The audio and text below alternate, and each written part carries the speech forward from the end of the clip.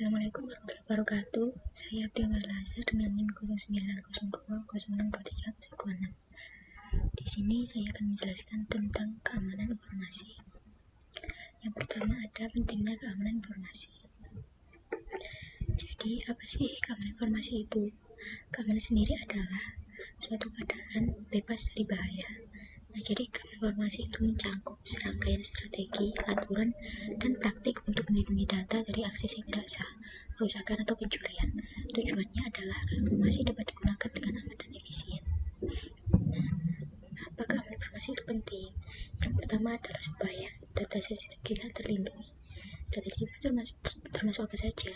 Ada informasi pribadi seperti nama, NIK, dan lain-lain, lalu keuangan atau perusahaan dari kebocoran. Yang kedua ada menjaga kepercayaan. Nah, meningkatkan reputasi dan keyakinan pelanggan mitra adalah salah satu trik menjaga kepercayaan. Yang ketiga ada mencegah kerugian finansial. Jadi maksud dari mencegah kerugian finansial itu adalah mengurangi risiko kehilangan aset karena pencurian data. Yang terakhir ada mematuhi regulasi. Jadi menghindari sanksi hukum terkait pelanggaran privasi dan keamanan. Nah, keamanan informasi itu mempunyai tiga aspek utama yang biasa dinamakan. Yang pertama ada confidentiality atau kerahasiaan, yaitu menjaga agar informasi hanya diakses oleh pihak yang memiliki otorisasi atau wewenang. Yang kedua ada integrity atau integritas, yaitu memastikan keakuratan dan keamanan informasi serta melindunginya dari perubahan yang tidak sah. Yang terakhir ada availability atau ketersediaan, yaitu memastikan informasi dan sistem dapat diakses oleh pihak yang berwenang kapanpun dibutuhkan. Yang kedua ada ancaman keamanan informasi. Yang pertama ada hacker atau peretas. Jadi hacker adalah individu yang secara sengaja mencoba menembus sistem komputer untuk mendapatkan akses yang tidak sah. Tujuan dari hacker sendiri itu bisa beragam, mulai dari iseng, mencari keuntungan finansial, hingga melakukan sabotase. Yang kedua ada phishing. Jadi phishing adalah ancaman keamanan informasi yang paling sering ditemui. Jadi phishing itu teknik social engineering yang digunakan oleh pelaku kejahatan cyber untuk memperoleh informasi sensitif seperti kata sandi atau nomor kartu kredit dengan cara menyamar sebagai entitas yang terpercaya, misalnya bank, layanan email. Contoh kasusnya itu seperti yang sering ditemui di WhatsApp. Jadi dia mengaku sebagai orang terdekat kita, lalu mengirim suatu link dan kita disuruh untuk membukanya. Nah, itu nanti data kita akan diretas. Lalu yang ketiga ada insiden keamanan dalam aplikasi. Kerentanan dalam aplikasi web, perangkat lunak, dan sistem operasi dapat dimanfaatkan oleh peretas untuk menyerang sistem. Nah, salah satu kasus yang paling terkenal yaitu Cambridge Analytica. Jadi Cambridge Analytica adalah skandal yang melibatkan pengumpulan informasi pribadi 87 juta pengguna Facebook oleh Cambridge Analytica pada tahun 2014. Data ini digunakan untuk mempengaruhi pandangan pemegang hak pilih sesuai keinginan politikus yang mengontrak Cambridge Analytica. Jadi setelah kebocoran ini diketahui, Facebook meminta maaf dan mendapat kecaman masyarakat serta penurunan harga saham. Facebook menilai bahwa pengumpulan data oleh Cambridge Analytica tidak pantas dilakukan. Lalu pada Desember 2015, The Guardian melaporkan bahwa politikus Amerika Serikat Ted Cruz memanfaatkan data yang bocor ini. Para pemilik data tidak tahu bahwa informasi pribadi mereka dijual oleh perusahaan dan dibeli oleh politikus. Yang terakhir ada malware. Jadi malware adalah perangkat lunak berbahaya yang dirancang untuk menyusup ke sistem komputer tanpa izin. Jenis-jenis malware yang umum meliputi: yang pertama ada virus. Ini menempel pada program lain dan menyebar dengan cepat. Lalu yang kedua ada worm yang dapat mereplikasi diri sendiri dan menyebar melalui jaringan. Yang ketiga ada Trojan horse, menyamar sebagai program yang berguna tetapi sebenarnya memiliki fungsi jahat. Lalu yang terakhir ada ransomware, yaitu menyenkripsi data dan meminta tebusan untuk mengembalikan akses. Lalu ada regulasi dan standar keamanan informasi. Jadi ini saya fokus ke yang ada di Indonesia. Jadi regulasi Indonesia yang pertama ada Undang-Undang Perlindungan Data Pribadi atau PDPLAU. Jadi Undang-Undang Nomor 27 Tahun 2022 tentang Perlindungan Data Pribadi mengatur perlindungan data pribadi di Indonesia. PDPLAU memberikan hak kepada individu untuk mengontrol data pribadi mereka dan mewajibkan organisasi untuk menjaga kerahasiaan serta keamanan data pribadi yang mereka kelola. Regulasi ini juga mewajibkan organisasi untuk melaporkan kebocoran data pribadi yang terjadi.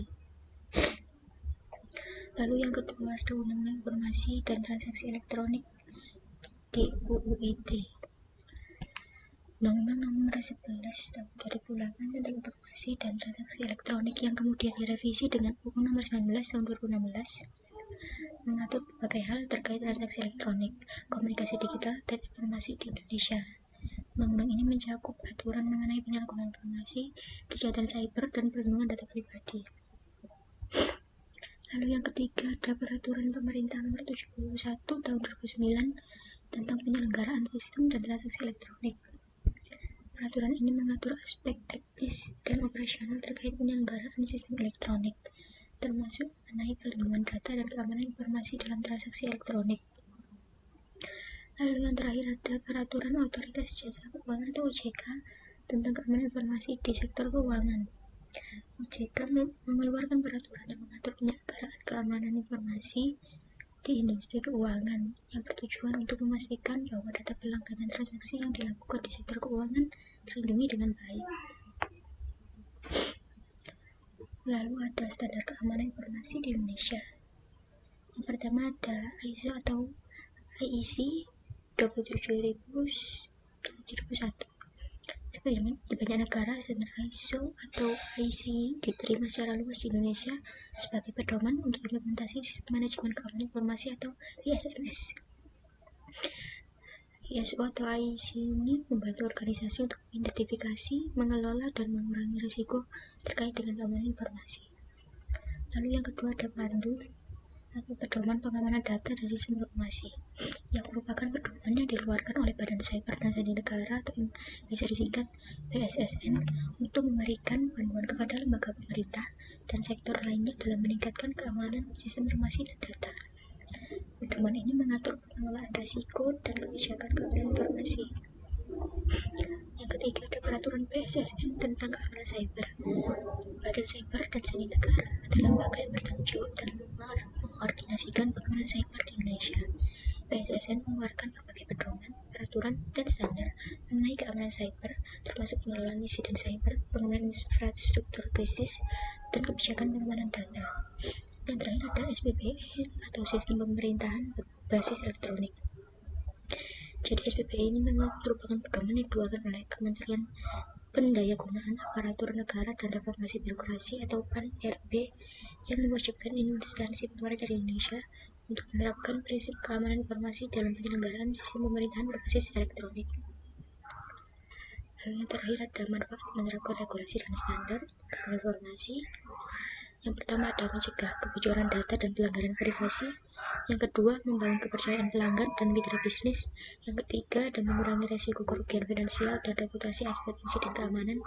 Lalu yang terakhir ada memungkinkan organisasi untuk mengelola risiko keamanan secara lebih efektif. Nah, untuk mencegah beberapa ancaman keamanan informasi yang dapat terjadi, kita dapat melakukan beberapa step atau trik yang bisa kita gunakan dalam device kita.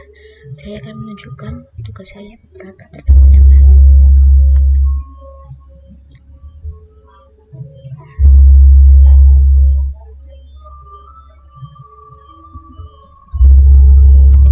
Settings, lalu kita pilih accounts,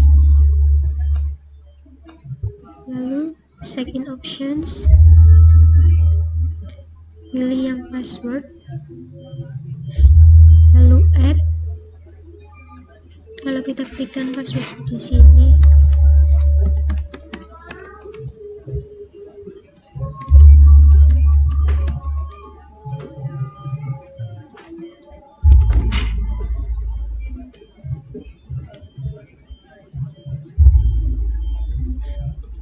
Lalu selanjutnya kita pergi ke personalization. lalu pilih lock screen, kita pencet screen saver, pilih yang terdeteksi dan kita pilih waktunya sesuai dengan kita apply, lalu kita oke. Selanjutnya kita pergi ke file. Jika ada file yang penting bisa kita sembunyikan, kita pilih properties, lalu pilih yang hidden, kita klik apply, lalu oke. Lalu selanjutnya kita pergi ke control panel, kita ketikkan file explorer, kita pilih, lalu klik view, kita scroll, kita nonaktifkan user setting wizardnya, kita apply, lalu oke. Yang terakhir kita pergi ke control panel lagi,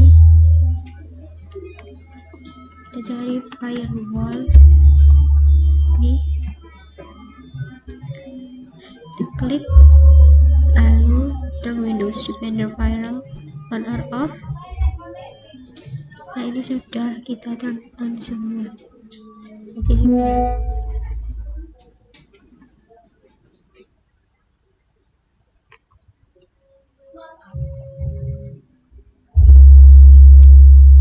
Jadi itulah yang bisa saya sampaikan pada kali ini. Lalu ada salah satu video yang juga merupakan trik supaya kita bisa melindungi data kita dari serangan hacker, yaitu dari YouTube. Kok bisa?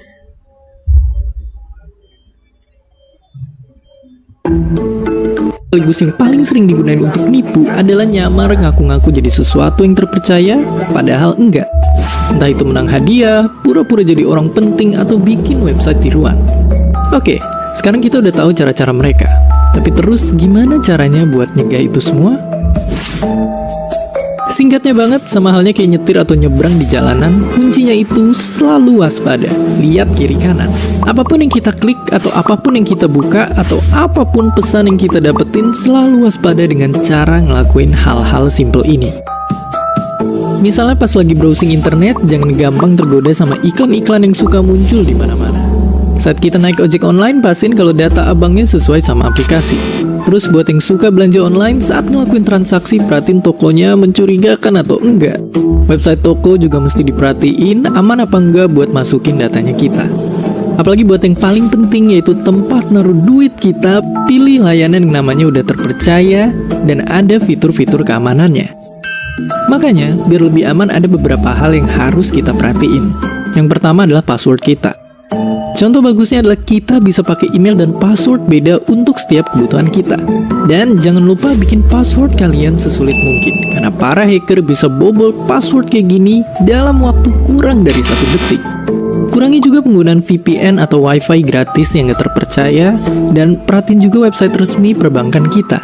Karena lewat WiFi gratis atau website gadungan, hacker bisa nyuri data kita dengan mudah. Makanya semua hal tadi itu akan bikin risiko kalian jadi minim banget kena dihack di tengah banyaknya hal-hal baru di internet. Jadi, menjelajah dunia maya itu sama kayak kita punya rumah. Sama namanya kita udah ngerasa ngunci dan menggembok pintu rumah kita, pasti ada aja celah buat maling masuk. Makanya kuncinya adalah selalu waspada. Asal waspada yang satu nggak bikin kita jadi nggak waspada sama yang lain. Dan seperti biasa, terima kasih. Terima kasih udah nonton Kok Bisa. Itu saja yang dapat saya sampaikan. Kurang lebih mohon maaf. Wassalamualaikum warahmatullahi wabarakatuh.